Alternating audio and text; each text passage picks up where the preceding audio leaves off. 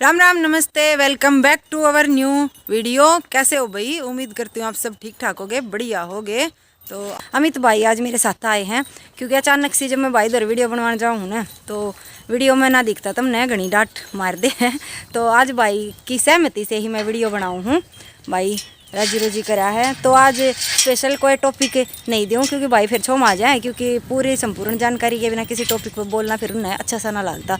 तो आज भाई अपनी मर्जी से बताऊंगे जो भी हरियाणा के बारे में भाई ने जानकारी है या जिस भी टॉपिक पर भाई ने बोलना है। तो आप वीडियो में लास्ट तक बने रहना। पसंद आए तो लाइक वाइक कर दो, कति लाइक वाइक कर दिया करो भाई, थारा के खर्चा लग है। और चैनल फटाफट सब्सक्राइब कर लो।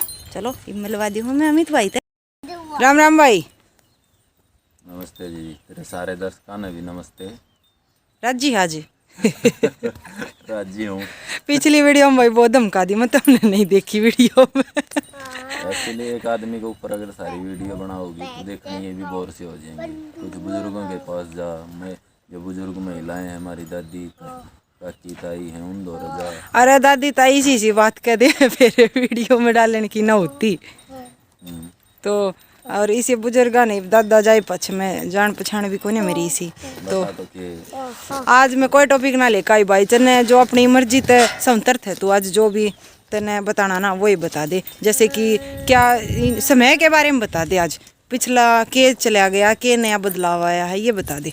कोई भी पर्टिकुलर टॉपिक नहीं उठाते आज। बदलाव की बात ये है कि जो आज हम जी रहे हैं, मूल रूप से जो हरियाणा वासी आज हम स्वर्ग में जी रहे हैं, अगर थोड़े से मतलब अपने संस्कारों के साथ और मतलब अपने आप में थोड़ा सा सुधार बनाए रखें या ले आएँ तो पहले वाला समय बहुत ख़राब था। जो वैदिक काल बताते हैं, पुराने 1000-2000 साल पहले का तो मेरे को पता नहीं, क्योंकि उस समय तो स्वर्णिम युग बताते हैं देश का, सोने की चिड़िया हुआ करता था। मगर जो पिछले 100-200 साल का हमने बुजुर्गा दौर सुना है, देखा है, उसकी तुलना में आज हम स्वर्ग में हैं। आप आज थोड़ा सा खुद सोच के देखो, महसूस कर, अगर गांव में एक दिन लाइट ना आवे, अगर एक दिन गांव में लाइट ना हो तो हमारी बिल्कुल दिन दुनिया रुक जाए। तो लोग कितना रात भर काम भी करते थे, यूँ माने तो चलो रात खेतों से जाते थे, जब वही लालटेन एक सारा होती थी। लालटेन आपने देखी होगी, अपना हरियाणा में लालटेन कह आगे ना जिसने वो जला के, वही था एक साधन।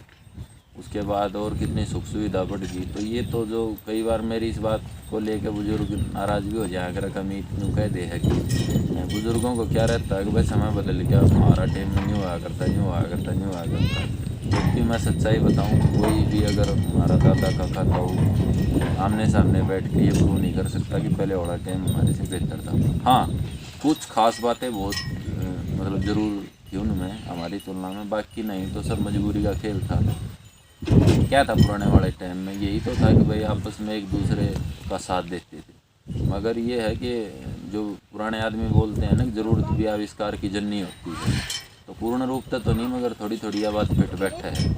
पहले की मजबूरी थी, मान लो हमारे ब्याह है, अगर मेरे बालक बड्डे हो जाएंगे, मैं थोड़ी गाय छोरा का क्या करूँगा, मेरी मजबूरी होया करती। जब मैं अकेला उस चीज़ ने अंजाम दे ना सकता उस पूरे कार्यक्रम ने, तो उस समय मजबूरी थी की है कि 2 लीटर 1500 रुपया में 4-5 लीटर कर दूँगा।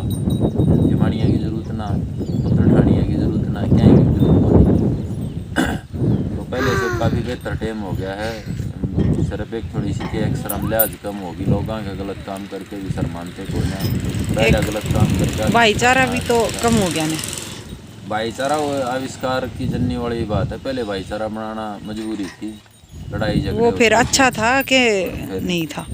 अच्छा था मगर बुरा भी था वो देखा जाए तो, क्योंकि भाईचारा भी तो वही होता ना कि सब एक समान उसके हों। ये कि भाईचारा था नहीं, मान लो 10-20 कुंडा में एक पढ़ा लिखा हुआ करता, उसको नेतृत्व कराया करता, जो तो एक तरह से वो अपन भाईचारा लग गए है, नहीं तो वो गलत ले या सही ले निर्णय नहीं था ना।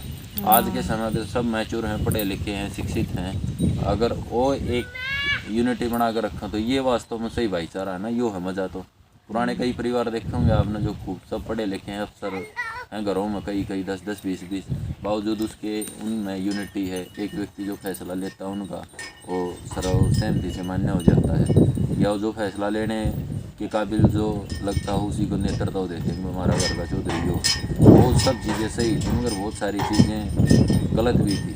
जो एक व्यक्ति था वो लगभग शोषण कर दिया करता परिवार। अब हर उसकी कहानी है, गांव में भी, अपने गांव में देख लो, मतलब किसी का नाम ना लिया करो, पर नज़र दौड़ाओगे तो पता रहता है। बहुत सारे मामले इसे भी हुआ अगर भाई की ज़मीन भाई दबा गया, आज दबाई हुई 1 इंच नहीं दबा सकता कोई, क्योंकि एक बड़ा रहता था, उसको पता नहीं रहता था, दूसरा स्वार्थवश कर देता था। पहले और भी दुनिया भर की चीज़ पहले क्या थी, आज पहले में सबसे बड़ा जो फ़र्क आया वो आया सोशल मीडिया का, या जो ये संचार के साधन आए हैं इन प्लेटफार्मों का। आज बंगाल में भी कोई ऐसी घटना घट जाती है तो तुरंत हमारे पे यहाँ बैठे बैठे पता चल जाती है। पहले गांव में नहीं पता चलती थी, जबकि घर में दुनिया भर के शोषण थे। आज से 10-20-30 साल पहले अपना तू अपनी माँ, काकी, ताई, दादी रुपये पर पूछ के देख कितना शोषण था नारी का। आज नारी अपने हाथों तो बेच सको, काल पारी हो, नहीं तो पारिवारिक तौर पर बहुत इज्जत बढ़ गई पहले की तुलना में, बहुत सम्मान बढ़ गया है। उसको आ जाती है पढ़ने की, लिखने की, घूमने की, फिरने की, ओढ़ने की, पहनने की। मेरा पजामा एक दुबई करे थे नीचे 10 फेर पजामा पहरा करता, आज की साथ पहन रहा है, तो यह आज़ादी मेरी को नहीं जब सब न मिल गई तो पहले की तुलना में बस यही है कि आज पता चल जाता है, पहले पता नहीं चलता था। आज़ादी तो पर दादी अरे जो जैसे सासू हैं याद जरूर दिवा दें कि पुराना टाइम हमारे साथ क्यों रहा था, तुम तो मौज ले रहे हो। ये ना होया करे मतलब उनने आज जो स्वतंत्रता देख रही है ना, उसने देख के कितने मन लग गया, थोड़ी बहुत जलन हो है काम में, शायद हाँ, या जो वो जेल क्या ही है ना वो इम्प्लीमेंट करना चाहे हैं। हाँ। और फिर सारी हर बात में गलत भी ना होती, एक आधी पॉजिटिव भी ले ले इन बतानो तो सही ले ले। एक्चुअली जो आज हम सोच रहे हैं ना, उनकी उम्र में जाकर शायद हम भी उसका सोचने लग गए हों। या आज के हिसाब से ये तो पुराने लोग बोलते ही हैं कि जब मैं 45 साल का हुआ तो मेरे को पता चला कि मेरे माँ बाप कितने सही थे, क्योंकि जब मैं 20-25 का 15 का था, जब माँ बाप फटकार मारा करते, लिहाज शर्म को नहीं, बाहर धक्के खाता नहीं, अपना काम कर ले, मतलब 100 तरह की अलग अलग बातें। जैसे अम्मा थे पीट के स्कूल में गाल दिया करते, जब यूँ ला क्या करता कि भाई हमारा तो बहुत शोषण है, अत्याचार हो रहा है, हमारे ऊपर राक्षस बैठे। जबकि आज हम वो सेम टू सेम अपने बच्चे के साथ कर रहे हैं। तो बहुत सारी चीज़ें हम उसे ही भी बोलते हैं क्योंकि उनकी ज़िंदगी का तजुर्बा है, ज़िंदगी का अनुभव है। और अभी मेरे देखते देखते ही मेरी यादाश्त, मेरी तो उम्र कोई ज़्यादा नहीं हुई है, कितने ऐसे मतलब कितना बदलाव आ गया। जातिगत शोषण कर दिया करता था एक आध व्यक्ति, किसी दूसरे को गलत बोल देना, शब्द जाति शब्द बोल देना, हंसी मजाक में। गाँव देहात में आज भी ये तो हमारी एक ऐसी ढांचा है गाँव का, यहाँ हंसी मजाक तो सब चलते हैं, मगर दिल को ठेस करने के हिसाब से आज कोई किसी को बोलता नहीं है, ना बोलने की हिम्मत बची। तो ये बदलाव ही है, और क्या इससे अच्छा क्या होगा। और क्या क्या बदलाव बताऊँ, दुनिया भर के हैं। आज समर्थ हैं लोग, पहले वालों के पास में पहले वीडियो में जिक्र किया था, पहनने को नहीं था, खाने को नहीं था, अकाल पड़ते थे। आज पानी की सुविधा दे दी सरकारों ने, नहरों का जाल बिछा दिया, बिजली घर घर पहुंचा दी, सुख सुविधाएँ आ गई। सुख सुविधाएँ हमारे को कमज़ोर ज़रूर बना रही हैं थोड़ी सी, मगर ये भी है कि ये बिल्कुल आज हम लाइफस्टाइल अच्छी रखते हैं, किसान का मेरा आदमी भी अपना जीवन अच्छे से जी सकता है। पहले वालों को आप देख लो, गाँव में बोलते हैं कि पहले नाम 100 साल जिया करते, खान पान अच्छा नहीं दिया करते, जीते होंगे कोई और। नहीं तो आप गांव में नज़र मार के देखो, जो किसान थे जो धंधा करके खाया करते, वो 60-65 पकड़ना मुश्किल हो गया, काम में बुढ़े हो जाया करते। हाँ, तो ना वो सुख सुविधा थी, अकेला खाने का नहीं, एक आराम भी तो होता है ना, शरीर कोई मशीन थोड़ी है, और मशीन की भी एक लिमिट होती है। मोटरसाइकिल भी जितने किलोमीटर उसके सुनिश्चित किए गए, उस तक आगे चाल लगी तो उसमें भी सर्विस की ज़रूरत है, मगर हमारी किसानों की कोई वो ही नहीं थी, मतलब लिमिट ही नहीं थी। खासकर किसान और कमरों की कितना करना है, कितना कमाना है। आज ये जितने आपने गांव में दिखा है ना, 95 साल के घूमते फिरते, तो अब इनकी तय तय जाओगे तो ये एक सर्विस वैन वगैरह नौकरी पेशाड़े पाओगे सारे हैं, नहीं तो ये वह हैं जो अपना टाइम में खागते मकरे, मतलब आलसी, जो शरीर टूट ना रहा है, जिनने खाया इतना काम डगा दिया करते शरीर फिट रहे। तो आज इतना समय बदल गया, मशीनी युग आ गया, मशीनी युग। ये मेरे पीछे खड़ी है गऊ, को तो खा गया है ये मशीनी युग, क्योंकि आजकल बछड़ों की इज्जत नहीं है, और बछड़ों की इज्जत नहीं है, उनका यूटिलाइज नहीं होता, इसीलिए गऊ दर दर की ठोकर खा रही है बेचारी। ये दुख ज़रूर है, मगर अगर ओवरऑल मनुष्य की दिनचर्या तो देखा जाए या उसकी लाइफ स्टाइल का देखा जाए तो बेहतर आया है ये समय। गाँव में मेरे देखते देखते भी आधी नहीं तो कम से कम 10% भूमि ऐसी थी जो बंजर थी, जिसको हम फिट बोने लायक या जोतने लायक कर ही नहीं पाए। पंचायती बोलिया करते हैं जिसने। पंचायती तो चलो एक अलग विषय है, लोग गेहूँ भी पड़ी थी। तो मैं इसके पीछे कारण ये भी कि जोत घट गया, अभी मतलब ज़मीन कम होगी, जोत कम, मतलब ये है। बहुत सारी बात है वे ये बात तो अभी एक्चुअली साथ साथ तो कहाँ याद आती हैं, पर ये चलो ठीक है।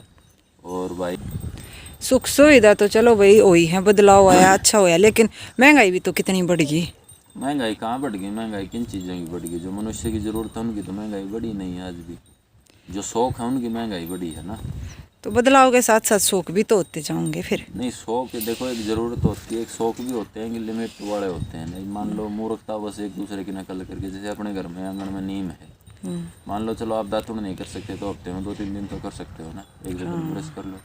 कोई दातुन तोड़ता है उसकी एक आध बार, कोई मेरे जैसा तोड़ ली। दातुन का जमाना गया नहीं जाते। शैम्पू आया तो बाल सफ़ेद हुए तो डाई आई, तेल आया।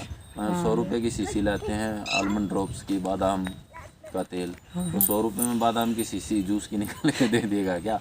चलो ये फ्लेवर्स वगैरह वाले सौदे हैं। तो जितने भी ये चीज़ हम लेके आए ना ब्यूटी प्रोडक्ट्स घरों में, ये ज़्यादा महंगे पड़ते हैं। और फिर ये जुड़ी हुई चीज़ें हैं, एक तरह से माफिया चलते हैं ना, कि पहले हम बीमार करें, फिर हॉस्पिटल बनाएं, फिर दवाई बनाएं, फिर दवाई बेचें। ये वैसे ही काम है। मुल्तानी मैं अपने जीवन में जब मैं नौकरी करता था, जब 5-6 साल तक मुल्तानी यूज करता था, मजाक भी बनाते थे मगर किसी का फ़र्क थोड़ी पड़ता था। और आज भी देख लो, उसके बाद ये पतंजलि वगैरह के बाद और हर्बल शैम्पू वगैरह है, क्योंकि मुल्तानी को क्या है, दिक्कत ये आती थी हर जगह मिलती नहीं थी, ख़त्म हो जाती है, तो फिर गिल्ली होगा, उगड़ भी जाती, कई बार भूल जाता जल्दी में। तो आज भी देख लो, ये बड़ा कोई सफ़ेद नहीं है इतना। मैं कभी कुछ भी नहीं नहाते वक्त सरसों का तेल लगाया, कंघा मार दिया, कभी देखा ही नहीं होगा था ना हाथ उठ मारते वक्त। तो जितनी आप चीज़ें ज़्यादा वो करोगे ना उतनी बढ़ जाएंगी। मुँह सूख जाता है, पहले दातन चाबी जा मुँह में कहीं लार बालक लाल गिरते हैं, न्यू हाल रहे हैं। आप टूथपेस्ट वगैरह करो, मुँह सूख जाए। मतलब ज़रूरत की ज़्यादा चीज़ें, ज़रूरत से ज़्यादा संग्रह करने लगे या वो चीज़ें बढ़ गई। ये तो क्या बढ़ा है मेरे को बताओ आप। एक आंध्रा का वैज्ञानिक है, उसने एक दिन देख रहा था, उसने किस चैनल पर कैलकुलेट किया था, जो सरकारी कर्मचारी की सैलरी बढ़ी है उस हिसाब से अगर गेहूँ की कीमत बढ़ती तो आज 7,500 रुपये क्विंटल होना था। है कितना? 2,000 रुपये। 2000। तो कहाँ बढ़ी महंगाई? और मैं तो कहता हूँ कि महंगाई बढ़नी चाहिए।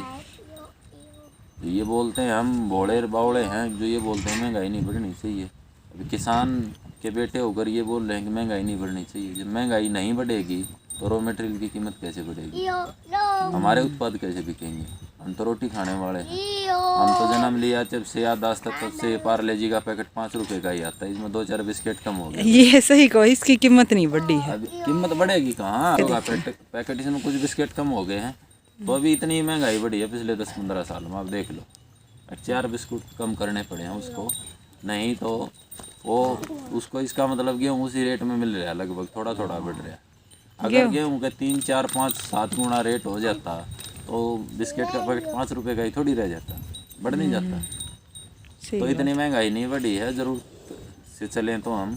और अपना जो एरिया है उसमें तो क्या महंगाई है, मैं ये मानता हूँ। अगर शिक्षा और चिकित्सा ये भी अपनी मूर्खताओं से रख रहे हैं हम। मैं खुद ही अपनी बात करूँ, खैर अपनी बात वीडियो में करते नहीं तो गाँव में कई बार कोशिश की, अगर सरकारी स्कूल को गाँव उठा ले। अभी प्राइवेट स्कूल में कौन मास्टर हैं? जो 6ठी तक हमारे साथ फेल होते थे वही चपड़ासी लग गया, चपड़ासी से फिर प्राइमरी टीचर हो गए, फिर 6ठी तक ही पढ़ाने लगे। सरकारी अध्यापक चाहे थोड़ा सा पैसे खिला कर ही भर्ती हो रखा हो अपने टाइम में, फिर भी इनसे तो लाख गुना बेहतर हो। कुछ तो पढ़ा लिखा पाओगा। केवल उसको थोड़ा सा अपडेट करने की ज़रूरत है, गांव वालों को जागरूक होने की। अभी अपने गांव में 2000 घर हैं, 1500 घर हैं। एक व्यक्ति का यूँ मान लो तीसरे साल जाके नंबर पड़ेगा, चौथे साल। अगर एक व्यक्ति डेली सरकारी स्कूल को संभालने लगे, गांव इकट्ठा हो, पंचायत इकट्ठी होकर अगर ड्यूटी लगा दे तो हर घर में यूँ मान लो सालाना 2 लाख रुपए बच जाते हैं। कैसे? बिल्कुल। हर बच्चे का अगर आप एवरेज निकालो नर्सरी से 12वीं तक तो आप लमसम 1 लाख रुपए एक बच्चे पर खर्चा आ जाएगा। मतलब 12वीं तक 12 लाख रुपए एक बच्चे पर कम से कम हो जाता होगा। तो जब लोग अपना फ़ायदा ही नहीं देख पा रहे तो फिर मजबूरी चलिए बेरोजगारी सरकारी जॉब तो है नहीं। ये एक बच्चा 12, 14, 15 लाख रुपए खर्च करके और फिर घर में बेरोजगार बैठा है, उन्हें बाप की और कमर तोड़ दी, घर की कमर तोड़। वही अगर सरकारी स्कूल में हम पढ़ाएं, उसको उठा लें, ट्यूशन ट्यूशन सुविधा करके उसके आधी कीमत में अगर वो बेरोजगार रह भी जाए तो घर कुछ ना कुछ थोड़ा बहुत कर ले तो घर की कमर तो नहीं तोड़ी ना उसने। नाना पपल बेटा गऊ को नहीं मारा करते तो नहीं की ना।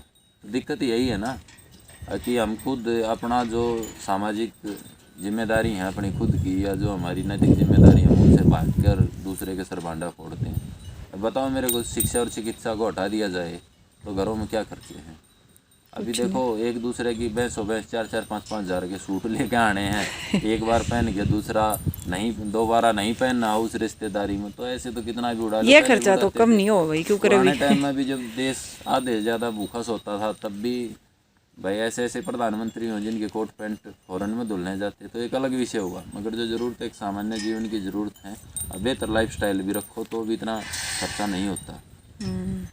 खर्चा मतलब कुल मिला के हमारे हाथ में है कंट्रोल करना भी, और महंगाई कंट्रोल नहीं, अच्छे से जीना बोलो उसको। मान के चलो, मान ले अपने घर की गाय भैंस, लगभग किसान और कमेरे वर्ग का गाय भैंस हैं या बकरी हैं किसी का, घर का अन्न इकट्ठा हो ले ना भी हो ले तो आप मोल भी ले लोगे तो कितने गेहूँ खा लेता है एक परिवार पूरे साल। 2, 4, 5 क्विंटल, बड़े से बड़ा परिवार 10 क्विंटल तो खत्म ही नहीं हो सकते। 2-4 क्विंटल इनफ हो जाए। मान ले 10-20 हज़ार रुपये के पूरे साल में क्या हुआ। और दूसरी बात, जिसका घर का घी दूध हो, सुबह अपना तो कल्चरी है, सब्जी की चिक बनती नहीं, सुबह घी रोटी खा ली, छाछ रायता चीत रोटी खा ली, दही रोटी खा ली। दोपहर में कोई रोटी खाता नहीं, एक आध खाने वाला भी हो तो चाय के साथ डबोए खा गया या दूध के साथ। शाम को सब्जी बनती है 50 रुपये की, महंगी से महंगी लगा ले। घर की जो हम पैदा करते हैं उसको अगर देखो हर चीज़ को तोलोगे तो फिर थोड़ा महंगा पड़ जाएगा भाई, घी का रेट महंगा है, दूध का महंगा। मगर जो घर के उत्पाद हैं उससे अलग अगर बाहर खर्चा देखें हम तो वो थोड़ा ही है ना। हाँ वो थोड़ा है। महंगाई बढ़ी है मगर इतनी नहीं है, और किसान वर्ग के हित में है। महंगाई बढ़े, डबल रोटी का भाव नहीं बढ़ेगा तब तक गेहूँ का भाव कैसे बढ़ेगा, बिस्किट का नहीं बढ़ेगा तो गेहूँ का भाव कैसे बढ़ेगा। और जो दूसरे प्रोडक्ट हैं, जब तक पिज़्ज़ा बर्गर सस्ता रहेगा तो मैदा का भाव फिर बढ़ेगा, मैदा का नहीं बढ़ेगा तो पिज़्ज़ा बर्गर सस्ते कौन है, ये तो पूरे महंगे हैं। महंगे हैं तो भी ये कौन सा, ये महंगे कौन से हैं। अपना रेडी वाला तो अभी भी वही देता है। महंगे हैं ये विदेशी कंपनियों के, जिसका पैसा बाहर जाता है उसको क्या फ़र्क पड़ता है यार। सही बात। तो कैसे बढ़ा। दूसरी बात, हमारे लोग इतने बावड़े और भोले हैं बेचारे, खुद ही महंगाई के खिलाफ लड़ेंगे और खुद के प्रोडक्ट सस्ते कर रहे हैं। गन्ना, गुड़, चीनी देखो कहाँ वहाँ की वहाँ खड़ी है गन्ने का रेट।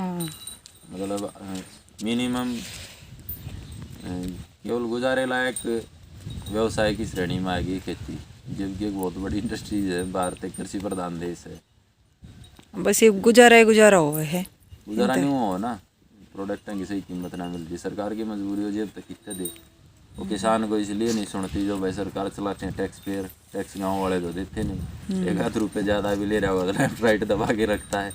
अभी जो शहरी लोग हैं वो टैक्स देते हैं, उनकी सुनते हैं, वो हमारी सुनेंगे नहीं। किसान का बेटा MP MLA बनते ही भूल जाता है कि मैं किसान का बेटा हूँ। शहरी लोग संसद भवन में जाके बैठते हैं, शहरी लोग विधानसभा में जाके बैठते हैं, फिर वो भूल जाते हैं। एक नीचे से जाता भी है तो बोलता है मैं किसान पुत्र हूँ, जाति विशेष से किसान पुत्र थोड़ी हो जाता है। जो मिट्टी में पड़ा है, खेती करता है, जिसने देखी है। और किसान पुत्र जो बोलते हैं अपने आप को, केवल अपनी जाति विशेष से ही बोलते हैं, नहीं तो उनको अगर व्यक्तिगत पूछा जाए तो आधो को तो पेड़ और पौधे का फर्क नहीं पता होगा। बहुत सारी फसल जब किसान का एकदम सा उठे ना लहर सी, जब सब नु कहेंगे मैं किसान पुत्र हूँ, शायद किसी नु भी नहीं बेरा हो। ये भगत सिंह के बारे में अगर कभी पढ़ा हो नहीं तो, और बहुत सारे जो व्यूअर्स हैं उन्होंने पढ़ा भी होगा, वो बोलता था जो असली क्रांतिकारी है ना वो खेत का किसान और जो कारखानों में काम करने वाला कमेरा, कारखाने में जो इसके सपोर्टर जो कमेरा वर्ग है वो है। नेता कभी नहीं चाहेगा ये जगह, क्योंकि अगर ये जग गया तो ये किसी काबू में नहीं आना, किसी काबू में नहीं आना। तो इसलिए ये चाहते नहीं। अगर मान लो जो नेता भी आते हैं, जैसे ही देखा किसान इकट्ठे हो रहे नेतृत्व के लिए, वो तुरंत आगे खड़ा हो जाएगा, लेकिन में से कोई ना निकल जाए। तो यही बात है, बस शोषण है और ये भोले हैं। दीनबंधु चौधरी छोटूराम कहते थे ये अपने को पहचान ही नहीं पाता किसान, बहुत बड़ा है। ये बोलता था बोलना ले सीख और अपने को पहचान ले, दुश्मन को पहचान ले। अपने को या दुश्मन को, मतलब जो आपका हितैषी या विपक्षी है जो आपका हित नहीं चाहता, उसमें से अपने की पहचान कर ले, थोड़ा बोलना सीख ले। ये दोनों काम नहीं सीखेगा। वैसे रामनाथ सर ये भी बोलता है ये दोनों छोड़ गए, ये दो नए पकड़ रहा है, देखी जाएगी रह ले भाई। जब वो पंगा करने तो पहले 10 आदमी भी टोकेंगे ना, कोई नया अंडर ले लेगा, क्या है होगा मैं न्यू करूँगा। अरे बोला देखिए भाई देखी जाएगी तो बिगड़ते है ले भाई। बस ठीक है भाई, और ये तरह वीडियो लंबा हो जाएगा भाई, चैनल में सब्सक्राइब कर दो, इसका क्या मैं मोनेटाइज वगैरह हो जाए तो मेरा ही पेंडा जुड़ जा। ठीक सर। नमस्ते, राम राम, जय हिंद।